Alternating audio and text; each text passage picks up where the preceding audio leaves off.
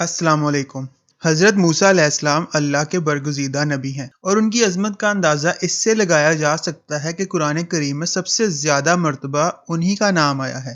कुरान पाक में उनका नाम कुल 136 मरतबा आया है। हज़रत मूसा अलैहिस्सलाम को अल्लाह ताला से कलाम करने का शर्फ भी हासिल हुआ है, इसीलिए उन्हें कलीमुल्लाह का खिताब भी मिला। नाजरीन, आज की वीडियो में हम आपको हज़रत मूसा अलैहिस्सलाम की ज़िंदगी में पेश आने वाले एक अनोखे वाक़या के बारे में बताएंगे जब उनकी मुलाकात हज़रत खिज़र अलैहिस्सलाम से हुई। इसके लिए इस वीडियो को एंड तक ज़रूर देखिएगा, हमें उम्मीद है आपको इससे बहुत कुछ सीखने को मिलेगा। नाजरीन, हज़रत मूसा और हज़रत खिज़र अलैहिस्सलाम की मुलाकात का वाक़या हमें कुरान पाक की सूरह अल कहफ में मिलता है, लेकिन इसका पस मंज़र हमें अहादीस रसूल सल्लल्लाहु अलैहि वसल्लम से मिलता है। हजूर पाक सल्लल्लाहु अलैहि वसल्लम फरमाते हैं कि एक दिन हजरत मूसा अलैहिस्सलाम बनी इसराइल को नसीहत कर रहे थे जब एक शख्स खड़ा हुआ और उसने हजरत मूसा अलैहिस्सलाम से पूछा, ए मूसा अलैहिस्सलाम, दुनिया का सबसे बड़ा आलिम कौन है? नाज़रीन, इस सवाल का वाज़ेह जवाब तो ये है कि उस दौर का पैगंबर जो कि हजरत मूसा अलैहिस्सलाम खुद थे, और हजरत मूसा अलैहिस्सलाम ने भी यही जवाब दिया कि इस दौर का सबसे बड़ा आलिम मैं हूँ।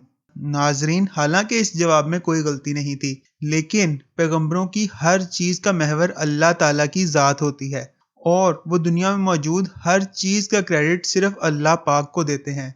शायद इसीलिए अल्लाह पाक को हजरत मूसा अलैहिस्सलाम की ये बात पसंद नहीं आई और अहदीस के मुताबिक इसी वजह से अल्लाह पाक ने हजरत मूसा अलैहिस्सलाम पर अताब फरमाया, यानी गुस्सा फरमाया कि आप तो पैगंबर थे, आपको चाहिए था इल्म को अल्लाह ताला से मंसूब करते। इसके बाद अल्लाह पाक फरमाते हैं कि मूसा, अब मैं आपको एक ऐसे बंदे से मिलवाऊंगा जिसके पास ऐसा इल्म है जो हमने आपको भी अता नहीं किया। नाजरीन, अल्लाह पाक का इशारा हजरत खिज़र अलैहिस्सलाम की तरफ था। अल्लाह पाक ने हजरत खिज़र अलैहिस्सलाम से मुलाकात के वक्त और जगह की निशानियां हजरत मूसा अलैहिस्सलाम को बताईं। जगह की निशानी ये थी कि वो आपको वहां पर मिलेंगे जहां दो समुंदर आपस में मिलते हैं, और वक्त की निशानी के तौर पर अल्लाह पाक ने फरमाया कि आप अपने साथ एक भुनी हुई मछली रख लें, हम इस मछली के जरिए ही आपको निशानी देंगे। नाज़रीन, अहदीस की रोशनी में जो इन्फॉर्मेशन थी वो यहाँ तक थी। इसके बाद का जो वाक़या बयान होता है वो कुरान पाक की सूरह कहफ में बयान होता है। कुरान पाक के बयान करदा वाक़या में हज़रत खिज़र अलैहिस्सलाम का नाम मौजूद नहीं है। उनके नाम के बारे में रहनुमाई हमें अहादीस से मिलती है। हजरत मूसा अलैहिस्सलाम अपने साथ हजरत यूशा अलैहिस्सलाम को लेते हैं और उस मुकाम की तरफ सफर का आगाज करते हैं जो उन्हें वही के जरिए बताया गया है। हजरत यूशा अलैहिस्सलाम का नाम भी हमें अहादीस की रोशनी में मिलता है, जबकि कुरान में उनका नाम मौजूद नहीं है। हजरत मूसा अलैहिस्सलाम हजरत यूशा से कहते हैं कि सामान बांध लो, क्योंकि हम तब तक सफर करते रहेंगे जब तक हम उस मुकाम तक नहीं पहुंच जाते जो अल्लाह पाक ने मुझे वही के जरिए बताया है। नाजरीन, सफर के दौरान समुंदर के किनारे एक चट्टान के पास हजरत मूसा अलैहिस्सलाम आराम करने के लिए लेट जाते हैं और इसी दौरान उन्हें नींद आ जाती है और उनकी आंख लग जाती है। इस मौका पर अल्लाह पाक एक मोजज़े के जरिए उस भुनी हुई मछली को जिंदा कर देते हैं और वो मछली जमीन में एक सुरंग बनाकर पानी में चली जाती है। हजरत यूशा अलैहिस्सलाम ये सब वाकया देख रहे होते हैं, लेकिन आप हजरत मूसा अलैहिस्सलाम को नहीं जगाते कि कहीं उनकी नींद में खलल न आ जाए। बाद में जब हजरत मूसा अलैहिस्सलाम उठते हैं और वो दोबारा सफर का आगाज करते हैं तो हजरत यूशा अलैहिस्सलाम उन्हें इस वाकया के बारे में बताना भूल जाते हैं। काफ़ी देर सफ़र करने के बाद हज़रत मूसा अलैहिस्सलाम बहुत थक जाते हैं और एक मुकाम पर बैठकर हज़रत यूशा से कहते हैं कि वो भुनी हुई मछली ले आओ, अब मैं खाना खाऊंगा क्योंकि मैं बहुत थक चुका हूँ। इस मौका पर हमें हजूर पाक सल्लल्लाहु अलैहि वसल्लम की हदीस से पता लगता है कि हज़रत मूसा को थकावट इसलिए हुई थी क्योंकि वो अल्लाह ताला के बताए हुए मुकाम से काफ़ी आगे चले गए थे। नाज़रीन, हज़रत मूसा अलैहिस्सलाम के मछली मांगने पर हज़रत यूशा अलैहिस्सलाम को वो सब कुछ याद आ जाता है कि जब मछली जिंदा होकर सुरंग बनाकर पानी में चली गई थी, और वो हज़रत मूसा अलैहिस्सलाम को सारी बात बता देते हैं और ये भी कहते हैं कि मुझे ये बात शैतान ने बुला दी थी।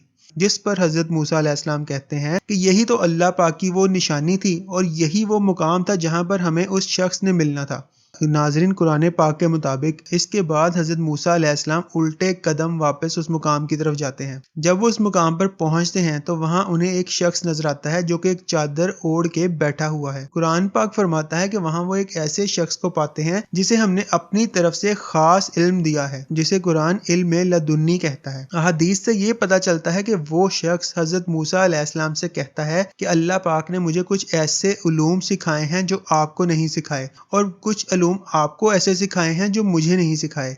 جس کے جواب میں حضرت موسیٰ علیہ السلام کہتے ہیں کہ اسی لیے تو میں آپ کے پاس حاضر ہوا ہوں کہ آپ مجھے وہ علوم سکھائیں جو میرے پاس نہیں۔ اس کے جواب میں حضرت خضر علیہ السلام کہتے ہیں کہ اے موسیٰ، آپ میرے ساتھ صبر نہیں کر پائیں گے، کیونکہ آپ کے سامنے جو واقعات رونما ہو رہے ہوں گے آپ ان کی حقائق سے واقف نہیں ہیں، اور یہ آپ کا فطری رد عمل ہے کہ آپ اپنا صبر کھو بیٹھیں۔ جس کے جواب میں حضرت موسیٰ علیہ السلام فرماتے ہیں کہ آپ مجھے اپنے ساتھ رکھیں، انشاءاللہ آپ مجھے صابر پائیں گے۔ حضرت خضر مان جاتے ہیں اور کہتے ہیں کہ جب تک میں آپ کو خود سب کچھ بیان نہ کر دوں آپ نے مجھ سے سوال نہیں کرنا۔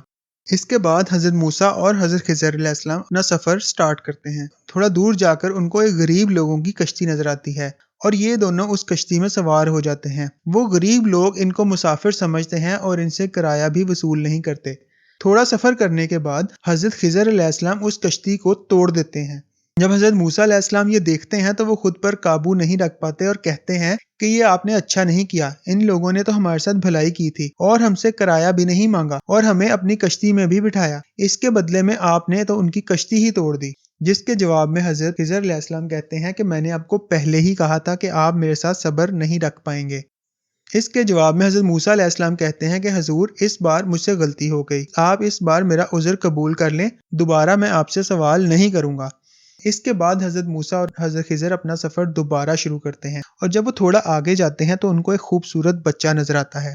حضرت خضر علیہ السلام اس بچے کو اٹھاتے ہیں اور اس کی گردن مروڑ کر اس کو ہلاک کر دیتے ہیں۔ یہ منظر دیکھ کر حضرت موسیٰ علیہ السلام پچھلی بار سے بھی زیادہ شدید رد عمل دیتے ہیں اور کہتے ہیں کہ آپ نے بہت برا کام کیا ہے، آپ نے ایک جان کو ناحق قتل کیا ہے۔ اس کے جواب میں حضرت خضر علیہ السلام کہتے ہیں کہ میں نے آپ کو پہلے ہی کہا تھا کہ آپ میرے ساتھ نہیں چل پائیں گے۔ جواباً حضرت موسیٰ علیہ السلام کہتے ہیں کہ آپ اس دفعہ دوبارہ میرا عذر قبول کر لیں، لیکن اگر آئندہ میں آپ کے معاملات میں بولوں تو آپ مجھے خود سے علیحدہ کر دیجیے گا۔ ناظرین، اس کے بعد حضرت موسیٰ اور حضرت خضر اپنا سفر دوبارہ شروع کرتے ہیں اور اب وہ ایک گاؤں میں جاتے ہیں اور وہاں جا کر لوگوں کو بتاتے ہیں کہ ہم مسافر ہیں اور ان سے کھانے کو روٹی مانگتے ہیں، لیکن اس گاؤں کے لوگ انہیں کھانا دینے سے انکار کر دیتے ہیں۔ وہاں پر حضرت خضر علیہ السلام کو ایک بوسیدہ دیوار نظر آتی ہے جسے وہ حضرت موسیٰ علیہ السلام کے ساتھ مل کر دوبارہ بنا دیتے ہیں۔ اس کے باوجود گاؤں کے لوگ ان کی مہمان نوازی نہیں کرتے۔ دیوار مکمل ہونے کے بعد حضرت موسیٰ علیہ السلام حضرت خضر سے کہتے ہیں کہ آپ کو چاہیے تھا کہ آپ دیوار بنانے کے عوض کوئی معاوضہ ہی مانگ لیتے یا پھر معاوضے میں کھانا ہی مانگ لیتے، کیونکہ ہم نے ان گاؤں والوں کے لیے اتنا بڑا کام کیا ہے لیکن اس کے باوجود کسی نے ہم سے کھانے تک کا نہیں پوچھا۔ جس پر حضرت خضر علیہ السلام کہتے ہیں کہ بس اب آپ کی اور میری جدائی ہوگی، کیونکہ آپ نے خود کہا تھا اگر اب میں آپ کے معاملات میں دخل دوں تو آپ مجھے خود سے علیحدہ کر دیجیے گا۔ جس کے بعد حضرت خضر علیہ السلام کہتے ہیں کہ اب میں آپ کو ان تینوں واقعات کی تعویل بتاتا ہوں۔ حضرت خضر فرماتے ہیں کہ پہلے واقعہ میں جہاں ہم نے غریبوں کی کشتی کو توڑا تھا، دراصل ان غریبوں پر ایک جابر حکمران مسلط تھا جو اپنی رعایا کی ہر قابل استعمال کشتی کو چھین رہا تھا۔ میں نے اس لیے اس کشتی کو توڑ دیا کہ اس کشتی میں ایک ایسا عیب پیدا ہو جائے کہ جب بادشاہ اس کو دیکھے وہ اس عیب کی وجہ سے اس کشتی کو نہ چھینے۔ تختہ تو دوبارہ بھی لگ جائے گا لیکن اگر غریبوں کی کشتی چلی گئی تو وہ اپنا گزر بسر کیسے کریں گے؟ پھر حضرت خضر علیہ السلام حضرت موسیٰ کو دوسرے واقعے کے بارے میں بتاتے ہیں جہاں انہوں نے ایک بچے کو ہلاک کیا تھا۔ خضر علیہ السلام فرماتے ہیں کہ اس بچے کے ماں باپ بہت نیک لوگ تھے، مگر یہ بچہ پیدائش سے کافر تھا اور ہمیں اس بات کا اندیشہ تھا کہ یہ بڑا ہو کر اپنے ماں باپ کو بھی کافر کر دے گا، اس لیے ہم نے اس بچے کو ہلاک کر دیا۔ اب اللہ پاک اس بچے کے بدلے ان کو ایک نیک اولاد دے گا جو کہ ان کی آنکھوں کی ٹھنڈک بن جائے گی۔ اس کے بعد حضرت خضر علیہ السلام تیسرے واقعہ کے بارے میں بتاتے ہیں جہاں پر انہوں نے گاؤں میں ایک دیوار تعمیر کی تھی۔ حضرت خضر علیہ السلام فرماتے ہیں کہ وہ دیوار 2 یتیم بچوں کی تھی اور ان بچوں کے ماں باپ بہت نیک لوگ تھے۔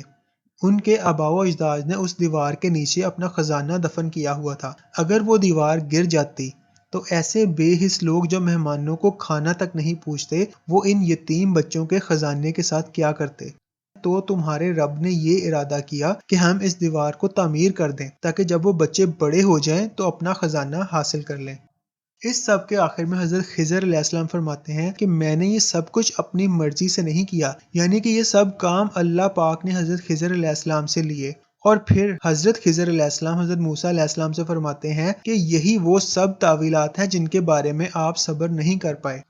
ناظرین، اس موقع پر حضور پاک صلی اللہ علیہ وآلہ وسلم حدیث پاک میں فرماتے ہیں کہ کاش حضرت موسیٰ علیہ السلام صبر کر لیتے تو ہمیں نہ جانے اور کتنی حقائق پتہ چل جاتی۔